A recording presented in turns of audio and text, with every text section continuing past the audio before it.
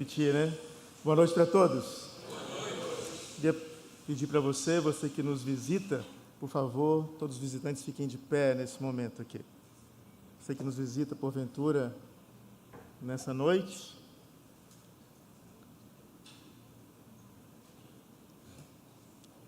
Ninguém? Você que é da igreja, levanta a mão. Brincando, meus irmãos. Vamos abrir as nossas Bíblias. Segundo livro de Reis, no capítulo 2, verso 19 ao verso 22.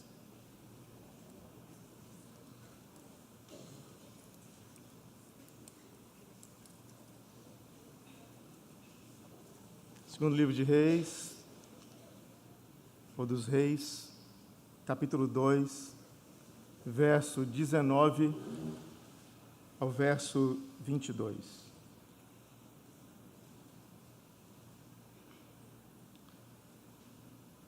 O texto diz assim: Os homens da cidade disseram a Eliseu: Eis que é bem situada essa cidade, como vê o meu senhor, porém as águas são más e a terra é estéril. Ele disse: Trazei-me um prato novo e ponde nele sal. E lhe o trouxeram. Então saiu ele ao manancial das águas e deitou o sal nele e disse: Assim diz o Senhor: Tornei saudáveis essas águas, já não procederá daí morte nem esterilidade. Fizeram, pois, saudáveis aquelas águas até o dia de hoje, segundo a palavra que Eliseu tinha dito. Convido você a baixar sua cabeça, fechar seus olhos. Você que está em casa também, seja muito bem-vindo aqui na IPPI, mesmo nos vendo virtualmente. Vamos orar então, meus irmãos. Ó Deus, muito obrigado porque estamos aqui nesse momento de culto e sabemos que o Senhor está presente no nosso meio. Coisas novas acontecem em momentos de culto ao Senhor. O Senhor fala aos nossos corações, muitas vezes por meio dos cânticos. O Senhor nos fala por uma palavra lida, sua palavra que foi lida. O Senhor nos fala pela palavra exposta. O Senhor nos fala na comunhão dos santos também. Te louvamos, Senhor, por estarmos aqui. Te pedimos que o Senhor fale aos nossos corações nessa noite, as nossas mentes, as nossas emoções e a nossa vontade também, que o Senhor esteja nos transformando nessa noite. Esteja, Senhor, nos convencendo também do pecado, da justiça e do juízo. Só o Senhor pode fazer isso, por meio do Teu Espírito. Te pedimos que o Senhor esteja, Senhor, presente nas nossas vidas aqui e tenha misericórdia de nós. Em nome de Jesus, o Senhor e o Salvador. Amém. Meus irmãos, nós estamos muito felizes como igreja, como conselho. Você pode olhar para os lados assim, você vê a igreja participando dos cultos. Você percebe que, por exemplo, domingo passado, nós recebemos aqui aproximadamente umas 20 pessoas foram recebidas. Tivemos uma reunião agora, semana passada, onde nós receberemos mais umas 7 pessoas. A igreja tem crescido. Não é verdade, Diguinho? A igreja tem crescido. E nós ficamos felizes com isso. Mas esse é um primeiro movimento onde pessoas, elas vêm se juntar, elas vêm para adorar, elas vêm na presença de Deus. Como Jesus disse mesmo assim: Vinde a mim, todos estão cansados, sobrecarregados, eu vos aliviarei, tomai sobre vós o meu jugo, aprendei de mim, porque eu sou manso e humilde de coração, e vocês vão achar descanso para a alma de vocês. E é verdade, né? Na igreja, esse momento de culto, onde nós estamos juntos, essa Assembleia dos Santos, o corpo de Cristo, são momentos muito bons que nós vivemos aqui. Mas esse é um primeiro movimento. O segundo movimento, e você sabe disso, é um movimento onde Jesus falou para nós assim: vocês têm que sair agora. Vocês têm que ir pelo mundo. Vocês têm que anunciar a palavra. Os irmãos sabem que o ano já está se findando, estamos em setembro já. E o tema desse ano, os irmãos sabem qual que é. O tema está aqui, está escrito aqui. Anunciando Cristo. Você pode reparar, eu tinha reparado esses dias, que a palavra aí, anunciando, ela está numa ascendência, não é verdade?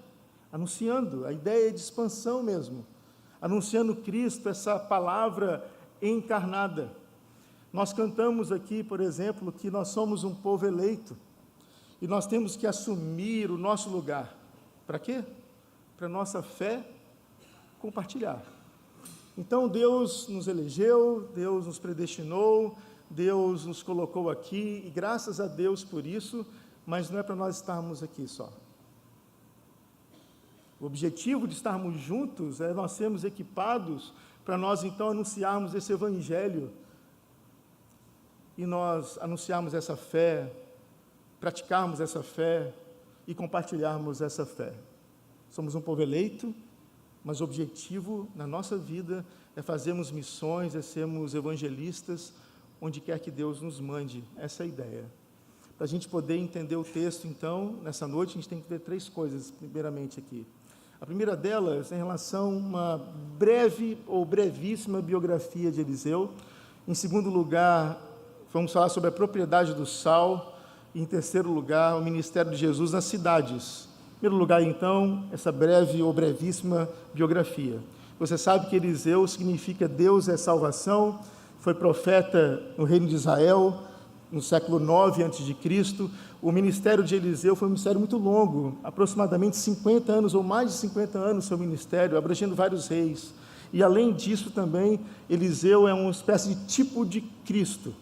Elias, por exemplo, tipo de João Batista, ok? Lembram disso? Elias tipificava João Batista que viria, Eliseu tipificava Cristo que viria. Você pode perceber, nós já falamos isso aqui, Eliseu fez vários milagres pelo poder de Deus, e se você for olhar no Novo Testamento, Jesus fez os mesmos milagres. Então ele é tipo de Cristo. Em segundo lugar, nós vamos ver também a propriedade do sal. O texto que nós lemos fala a respeito de sal. Eliseu estava na sua base missionária em Jericó, e o povo de Jericó chega para ele e diz assim: olha, a cidade é bem situada, é uma boa cidade, mas o problema dessa cidade é que as águas são amargas, era uma água salobra, e dessa água então, que era salobra, havia esterilidade, porque ela não servia para nada. E eles colocam isso para Eliseu, e Eliseu toma uma atitude, ele pede um prato de sal, um prato novo, pede para colocar sal nesse prato, e ele vai no manancial das águas e joga sal ali, e ele profetiza a respeito dessas águas, e as águas são então curadas. Ela deixa de ser salobra, ela deixa de ser uma água que produzia esterilidade, foi uma água boa para toda a cidade. Ele resolve um problema socioeconômico de uma cidade inteira pelo poder de Deus. Agora, a propriedade do sal. Quando os irmãos ouvem sal na Escritura, o que os irmãos se lembram? Jesus falou para nós assim no Sermão da Montanha que nós somos o sal da terra. E você sabe que a propriedade do sal, nessa metáfora que Jesus utiliza do sal, essa propriedade então era para o quê? Evitar o apodrecimento das coisas. Não havia geladeira, não havia acondicionamento para que as carnes ficassem boas e elas não apodrecessem, então tinha que jogar sal nelas. A ideia aqui é de Tarso, que diz assim, que é uma espécie de purificador moral, fazendo essa analogia em relação a nós como igreja. Mas o sal em si, a sua eficácia, tem que ser o cloreto de sódio que era colocado nas coisas, então, para que elas não apodrecessem. Só que o cloreto de sódio era muito volátil. E você lembra, por exemplo, do Mar Morto, quem já foi lá? Eu nunca tive essa experiência de ir em Israel, mas você pode ver um pó branco no Mar Morto, ali não tem cloreto de sódio, ali é só pó mesmo. E não servia para nada, porque perdeu a sua eficácia. Martin Lloyd Jones, ele diz assim, que a glória do Evangelho é que a igreja, quando ela é absolutamente diferente do mundo, ela invariavelmente atrai o mundo. O sal é diferente de tudo. Uma igreja, para ser igreja verdadeira e para atrair o mundo, ela não precisa se tornar igual ao mundo. Ela tem que ser diferente do mundo. E quando nós falamos mundo, você sabe que não é mundo terra. Quando nós falamos mundo, é mundo do sistema, que unifica pensamentos, sistema que não tem nada a ver com Deus, sistema totalmente emancipado da palavra de Deus, da vontade de Deus. E nós, como sal desse mundo, dessa terra, nós temos que preservar a nossa salinidade. E não podemos perder isso. E você pode lembrar também, quando Jesus disse assim, vós sois o sal da terra, o contexto são as bem-aventuranças. Os irmãos se lembram delas? Bem-aventurados os mansos, bem-aventurados os humildes, bem-aventurados os misericordiosos, bem-aventurados aqueles que são perseguidos por causa da justiça, porque amam a Deus e obedecem aos mandamentos de Deus, bem-aventurados aqueles que são pacificadores, e etc. Quando nós temos, então, essa salinidade presente nas nossas vidas, nós vamos, de fato, salgar o mundo. Jesus, em Marcos, capítulo 9, verso 50, disse assim para nós: tende sal em vós mesmos. Nós precisamos ter esse sal. E o que significa isso para você e para mim? Significa que você deve dar o testemunho do Evangelho como deveria dar. Presta atenção nisso. As pessoas, elas olham para você e para mim. As pessoas nos observam. Pessoas que convivem conosco, olham, ouvem aquilo que nós falamos, aquilo que nós vemos, os nossos posicionamentos, os nossos conceitos, os nossos valores, aquilo que nós falamos, as pessoas estão de olho em nós. Tende sal em vós mesmos. Agora eu vou falar para vocês o que aconteceu comigo esses dias. De vez em quando eu levo a Flávia para o serviço, só tem que atravessar a ponte, porque é muito próximo da saída da ponte onde ela trabalha, e nós saímos assim da ponte, viramos à direita, né, para pegar ali aquele contorno, pegar a beira-mar não, aquela avenida que dá na beira-mar. Aí tinha um carro na minha frente, e aquele carro que estava na minha frente me chamou muita atenção, porque ele tinha lá, Marcelo, 3 adesivos. O primeiro deles era o adesivo do Flamengo, mas podia ser adesivo do Vasco, concorda? Podia ser adesivo do Fluminense, não tem problema nenhum não, uns são flamenguistas, outros são vascaínos, outros são, né, outro time qualquer, outros são botafoguenses, como o seu Ossi, é botafoguense, dentre outros aqui. Ok, o símbolo do Flamengo, e que por sinal é muito bonito o símbolo do Flamengo, apesar de eu ser vascaíno. Mas tinha outro adesivo, que me chamou a atenção também. O outro adesivo, Ronaldo, era o adesivo do cristianismo. Se eu não me engano, era uma cruz e um peixinho, mais ou menos assim. Me remeteu então ao Evangelho, me remeteu ao complexo de eventos. Jesus morreu na cruz, ele ressuscitou ao 3º dia, ele foi assunto aos céus, ele foi glorificado, ele enviou o Espírito Santo para habitar em nós. Veio isso, o Evangelho, que bênção. Aí tinha o 3º adesivo, que era o símbolo da Playboy, aquele coelhinho. Eu vou tentar falar esse nome aqui, esquizofrenia evangélica. Tinha um adesivo do Flamengo, tinha um adesivo do cristianismo e tinha um adesivo da Playboy. E às vezes, presta atenção nisso, o povo de Deus tem agido dessa forma assim. É uma mistura de conceitos, de valores, onde se perde o testemunho genuíno e verdadeiro. Não teria problema nenhum, meus irmãos, de ter o adesivo do Flamengo ali, e o adesivo do cristianismo ali, problema nenhum. Um gosto pessoal seu, você gosta do time, e você é um cristão que gosta do Flamengo, ou poderia ser do Vasco, Fluminense, enfim. Mas não tem cabimento você ter um adesivo da Playboy ali. Não tem cabimento. Estou contando isso de forma muito simplória aqui, mas conceitualmente, às vezes, o cristão ele é assim. Ele vive uma vida assim, não só de adesivos no carro misturados, que não há correspondência entre eles, onde as pessoas, elas olham, não olham o carro, elas olham a pessoa e falam assim: que doideira, que vida bagunçada, que vida esquisita é essa, onde você professa que você é um cristão e vive como se não fosse. Então, nós somos o sal da terra quando nós somos totalmente diferentes do século, totalmente diferentes do mundo. Mas em segundo lugar, terceiro lugar, aliás, nós temos que ver o ministério de Jesus nas cidades. Abra sua Bíblia, por favor, em Mateus 9, verso 35. Bem rápido aí, Mateus 9, verso 35. O texto diz assim, Mateus 9, verso 35, e percorria Jesus todas as cidades e povoados, ensinando nas sinagogas, pregando o evangelho do reino e curando toda sorte de doenças e enfermidades. Vou repetir.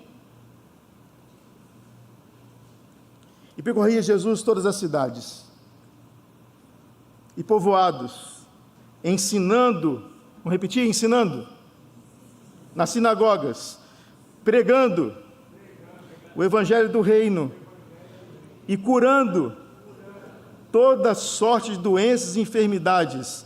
A esfera de atuação de Jesus Cristo, então, qual que era? Era do ensino, ele ensinava para os de dentro, era a pregação, ele pregava para os de fora, e era a cura no seu envolvimento social, e ele curava as pessoas que vinham até ele. O ministério de Eliseu, então, ministério numa cidade, ele pede sal, e correspondendo, então, ao ministério de Jesus, ao ministério, então, que ele ensinava, ele pregava e ele curava. A pergunta para você e para mim, o que esse texto tem a ver com a gente? O que esse texto tem a ver, você que é um povo eleito, nós que somos um povo eleito, e que nós temos, então, que anunciar e divulgar a nossa fé, divulgarmos esse evangelho. O que esse texto tem a ver, o que essa história que nós lemos aqui nos ensina?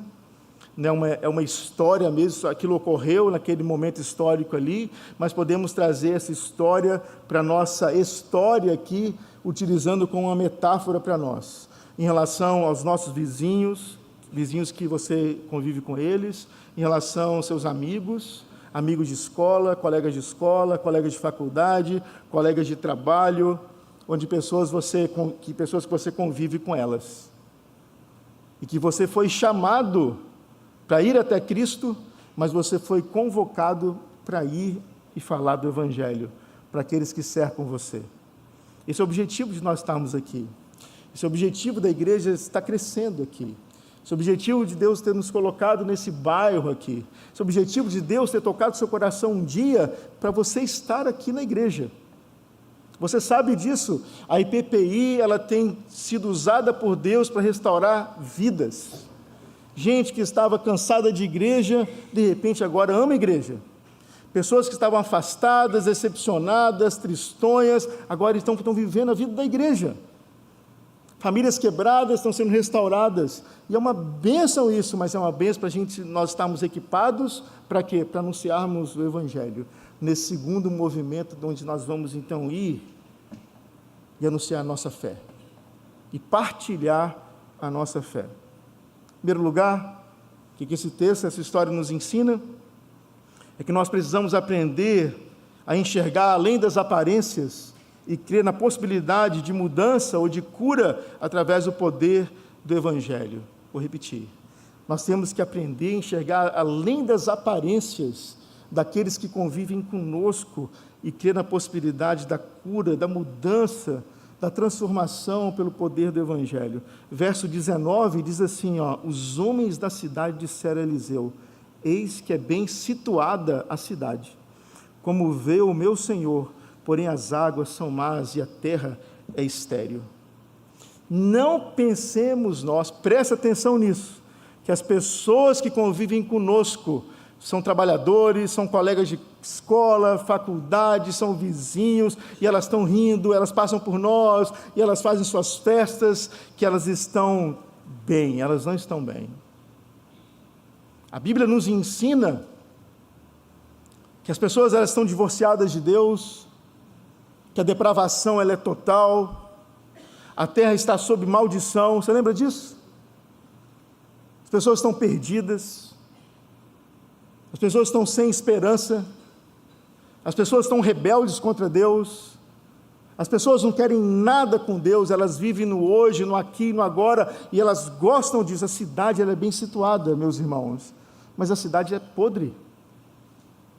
As águas elas são más, Quem é dos antigos aqui, você vai lembrar dessa música, do Janires. É interessante que Janires, ela estava indo para a casa da Fátima. Ele falece num acidente de carro. Quem conhece Janires aqui? Quem já ouviu falar de Janires? Lembra de uma música chamada Casinha? Atrás desse monte tem uma cidade, com casinhas brancas, casarões, velhinhos nos portões, sei lá, velhinhos na janela, moças nos portões, velhinhos nas janelas. A velha Maria Fumaça e tal, e fala assim, tudo bonito. Aí depois a música muda e a música fala da realidade da cidade. Os velhinhos são bêbados, as moças se prostituem, está tudo perdido, a cidade está podre. A verdade é essa. Então, nós como crentes, nós temos que enxergar além das aparências. Em relação aos nossos amigos, aos nossos familiares que estão perdidos, nós temos que nos condoer, chorar pelo pecado, como disse Jesus, as bem-aventuranças lá, bem-aventurados aqueles que choram ali, são aqueles que choram pelo pecado, seu pecado e o pecado da humanidade. Mas nós temos que olhar e temos consciência que as águas são amargas, mas elas têm o quê? A possibilidade de serem curadas. Curadas pelo poder do Evangelho. A pessoa está perdida, meu vizinho, que é de porta, está perdido, mas eu tenho que falar assim, num dia eu preciso falar de Cristo para ele. Ele tem que ouvir do Evangelho. Ele é gente boa, ele é joia, é um cara joia, mas ele está perdido.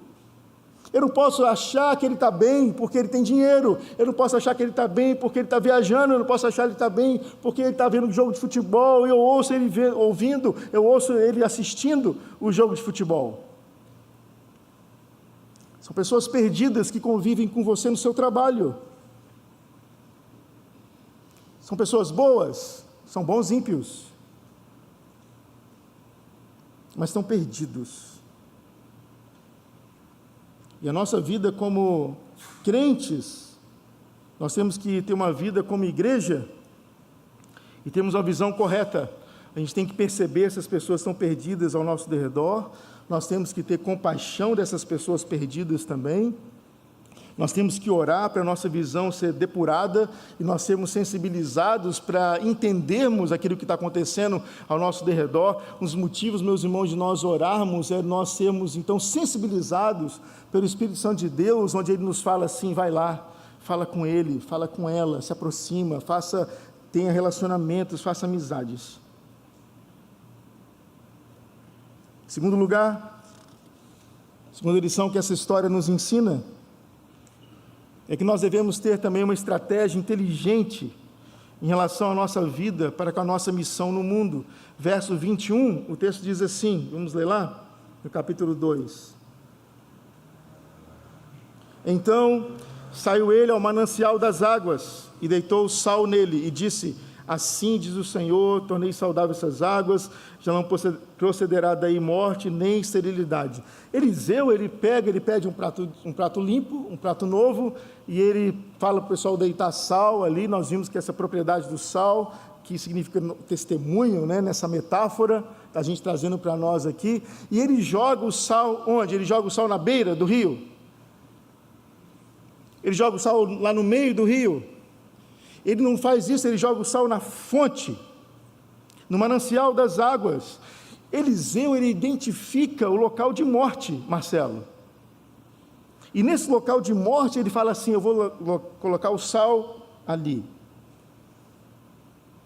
O que nós temos que fazer, meus irmãos, é identificarmos os locais de morte. Quais são os locais de morte do seu relacionamento com pessoas? Olha, meus irmãos, nós temos que amar todos aqueles que convivem conosco, não é verdade?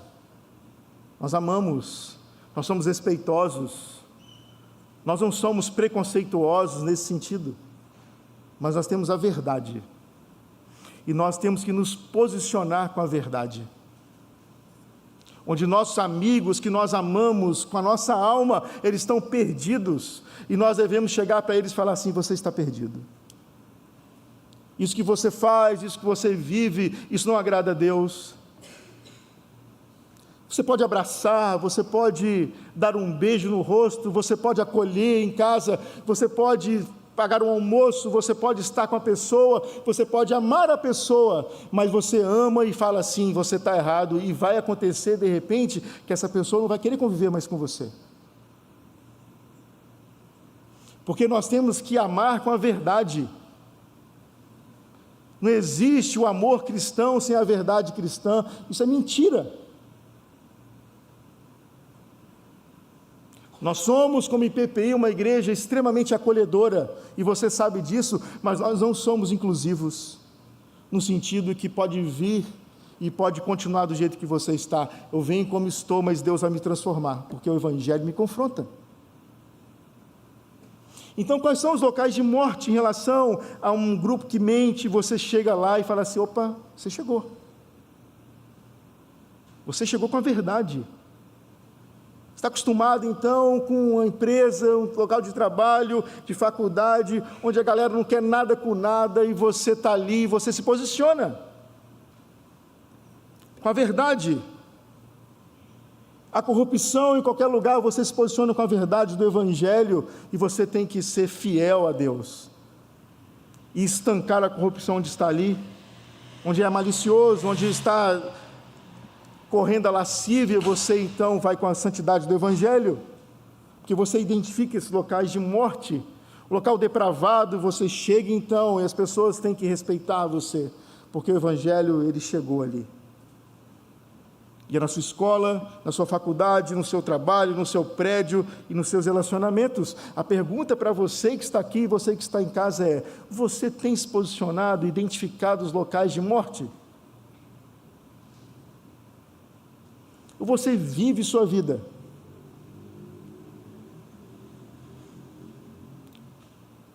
Nós cantamos aqui, cantamos que nós somos peregrinos aqui. Nossa vida não é aqui. Nós cantamos, e como foi cantado no coral aqui, que anunciamos o Evangelho, anunciamos a Cristo. Cantamos essa boa nova. E como nós podemos fazer essa estratégia, e temos essa estratégia? Alguns exemplos, meus irmãos. Você já ouviu falar sobre pré-evangelização? Pré-evangelização é você estabelecer contato com pessoas antes de você anunciar o Evangelho para elas. Você chama para um café na sua casa, você estabelece contato com seu vizinho, contato com seus amigos, seus colegas de escola, contato com seus colegas de faculdade, contato com aqueles que trabalham com você, né, Igor? Onde você está com os trabalhadores, você é luz ali. Você é um homem que abençoa, um homem generoso, uma mulher generosa. Meus irmãos, prestem atenção nisso, nas maneiras que o mundo reconhece o amor que nós temos, o amor cristão, o amor de Deus que nós temos, é quando somos generosos, sabia? Porque as pessoas não estão acostumadas com isso. Elas estão acostumadas a gente tirar delas. Nós temos que dar o testemunho do Evangelho. Eu fiquei estarrecido, já contei isso aqui, não sei se contei domingo à noite, eu vou e frequento um restaurante chamado Delira, eles mudaram de lugar, aí um garçom, eu tenho amizade com um garçom, ele chegou para mim e disse assim, pastor, quando os crentes, ninguém quer trabalhar aqui domingo à noite, porque aqui os crentes vêm, e eles bagunçam, são egoístas, bagunceiros, e na hora de dar a gorjeta não dá nada, uma mesa de 20, 25 pessoas, a gorjeta é grande, de R$1.000, R$1.000 e poucos, eles não dão nada para nós. Esses são os crentes, bagunceiros e avarentos, porque ninguém quer trabalhar domingo à noite lá.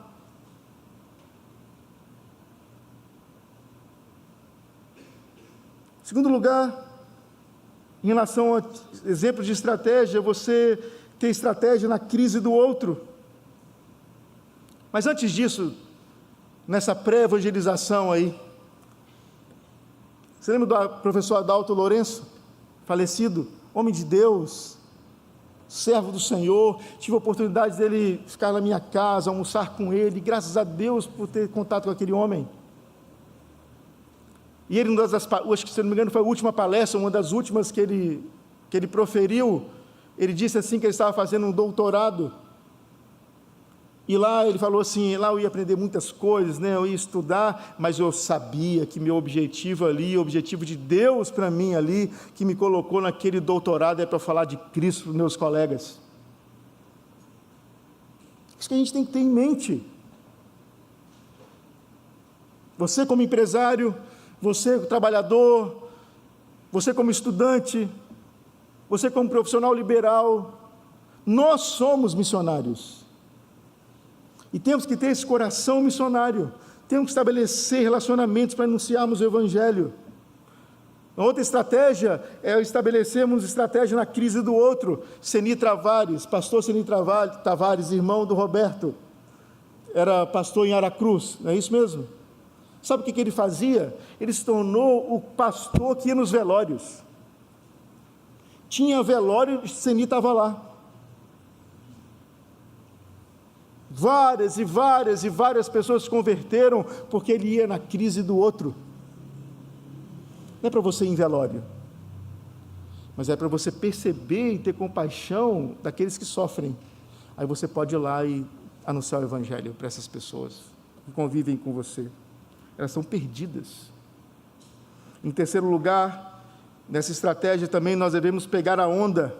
Sabe o que significa isso? Quem surfa aqui? Surfa. Surfista? Nenhum? Oi? Antigamente? Você? Eu até me espantei agora aqui. Quem é? É mesmo? Manu, surfista. Ó. O que o surfista faz? Ele produz a onda? Não, ele não produz a onda, ele pega a onda. A ideia da metáfora é assim, o Espírito Santo, ele chega antes de nós, nos lugares. Nós devemos pegar a onda dele. Ele chega antes, nós não chegamos antes. Ele já está lá, tocando os corações, falando a alma, quebrantando vidas, para que você então chegue e anuncie o Evangelho para essas pessoas. Ele já está lá. Segundo lugar, ou melhor, terceiro lugar, o que essa história nos ensina? É que nós temos que saber que o poder do sal só se efetiva mediante a palavra. Verso 21 diz assim, vamos ler de novo. Então saiu ele ao manancial das águas, e deitou o sal nele, e disse, assim diz o Senhor, tornei saudáveis essas águas, já não procederá daí morte, nem esterilidade. A ideia aqui é sal, metaforicamente a presença genuína do Evangelho, o testemunho verdadeiro do Evangelho, a ética do Evangelho, a vida com Deus e a palavra, a proclamação da palavra, proclamação corajosa e sábia da palavra. Presta atenção, meus irmãos, há pessoas que têm palavra, mas elas não têm mais o sal. Tem pessoas que têm a palavra, mas não têm caráter. E tem gente que tem sal, testemunho genuíno, mas não tem palavra. O poder do Evangelho, tem pessoas que pensam de forma errônea, dizendo assim, não, meu testemunho basta. Eu quero dizer para você que não basta. Porque Jesus falou assim para a gente falar, para nós abrirmos a boca. Eu louvo a Deus por uma pessoa que falou de Cristo para mim, andando na rua, ele abriu a boca para falar do Evangelho, e louvo a Deus por isso, e às vezes nós não abrimos a boca. Nós somos bons, damos testemunho, somos fiéis a Deus, cheios do Espírito Santo de Deus, temos amor, o pastor Léo está pregando sobre fruto do Espírito, temos que ser isso mesmo, testemunho do Evangelho, ter amor, paz, alegria, longanimidade, benignidade, bondade, mansidão, domínio próprio, fidelidade, e as pessoas elas vão olhar e falar assim, uau, que mulher, que homem, aí pronto. E elas esperam, ou melhor, elas não esperam, elas precisam ouvido o Evangelho de você que tem o testemunho. Pessoas que têm palavra, mas não têm mais sal, outras têm sal, mas elas não têm palavra. Presta atenção, a proclamação sem sal, sem caráter, dispersa então numa verborragia vazia, hipócrita para a sociedade. Se você fala sem ter caráter, as pessoas vão rir de você. Porque elas sabem quem você é, nas suas ações, nas suas reações, na sua maneira de ver a vida e viver a vida. Onde a sua vida cai por terra, sua palavra cai por terra, porque você destrói o Evangelho com a sua vida, porque você não tem testemunho mais. A ideia então é você chegar junto com santidade de vida e com proclamação do Evangelho. E por fim, nós devemos lembrar o que está escrito aí, ó. Olha esse cartaz aqui, essa plotagem, anunciando Cristo, a palavra encarnada. E o texto que está aí é o quê? Atos 4, 31. Eu quero que você, peço que você abra lá, em Atos 4, 31.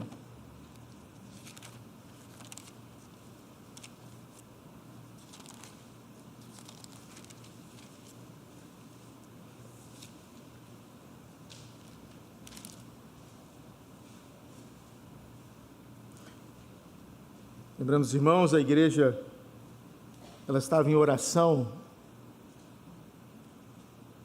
clamando pela libertação tanto de Pedro quanto de João. E o verso 31 diz assim: tendo eles orado, tremeu o lugar onde estavam reunidos. Todos ficaram cheios do Espírito Santo e com intrepidez anunciavam a palavra de Deus.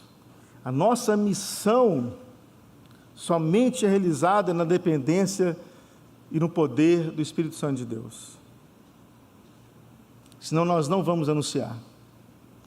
A igreja, ela orou, estava em oração, há uma manifestação do poder de Deus, o local tremeu. Todos que estavam ali orando, eles ficaram cheios do Espírito Santo e com intrepidez, que às vezes nós não temos, por nós mesmos nós não temos, mas a gente é revestido de poder quando nós oramos e você vai e anuncia esse Evangelho, porque você está cheio do Espírito Santo de Deus. Que a IPPI, ela continue a orar, continue a buscar a Deus, como foi dito aqui, para que ela seja cheia do Espírito Santo de Deus, e para que ela anuncie o Evangelho. É seu papel, é o meu papel, anunciarmos o Evangelho para aqueles que convivem conosco, mesmo com as nossas imperfeições. Mas se somos sinceros de alma e de coração, e vamos pedindo perdão a Deus, e vamos nos santificando, as pessoas, elas olham o nosso testemunho, e elas precisam ouvir do Evangelho. Eu quero convidar você agora a se colocar diante de Deus, que a gente peça a Deus assim: ó Deus, me use, eu não dou conta, eu sou medroso, eu sou medrosa, eu não sei falar, eu não sei anunciar, mas eu amo o Senhor, e que o Senhor me use, que eu consiga pegar a onda, que o Senhor me revista de poder para anunciar o Evangelho àqueles que me cercam. Vamos orar? Quero convidar você que está em casa também, você que está aqui, baixar a cabeça, fechar os olhos, nós vamos ter essa palavra de oração. Ó Deus, queremos pedir ao Senhor simplesmente que o Senhor nos use conforme o Teu poder e a Tua vontade, que o Senhor nos revista da Sua graça e nos dê coragem de anunciarmos o Teu Evangelho. Só nós vamos fazer isso quando o Senhor nos encher do Teu Espírito e vamos transbordar para aqueles que nos cercam. Que o Senhor nos dê novamente o primeiro amor, como foi pregado aqui também pelo pastor Léo, na quarta-feira, ou melhor, no último domingo. Que o Senhor nos use, Senhor, nos use perante os nossos familiares que estão perdidos, Nos use perante os nossos colegas de trabalho que estão perdidos, nossos amigos de faculdade, colegas de escola, nossos vizinhos. Que o Senhor nos dê sua comunhão, sua presença, para que sejamos sensíveis àqueles que nos cercam. Que o Senhor tenha misericórdia de nós, que tenhamos consciência que somos peregrinos aqui, que aguardamos a volta de Jesus, o nosso Senhor e o nosso Salvador. Mas enquanto isso, como eleitos do Senhor, temos que compartilhar a nossa fé com aqueles que nos cercam. Tome nossas vidas nas tuas mãos, em nome de Jesus, o Senhor e o Salvador. E agora, meus irmãos, que a graça do nosso Senhor Jesus Cristo, o amor de Deus, nosso Pai Celestial, a comunhão e as consolações do Espírito Santo do nosso Deus, esteja sobre todos nós e sobre todo o povo de Deus espalhado pela face da terra, que dele é o poder, a honra e a glória pelos séculos dos séculos. Amém.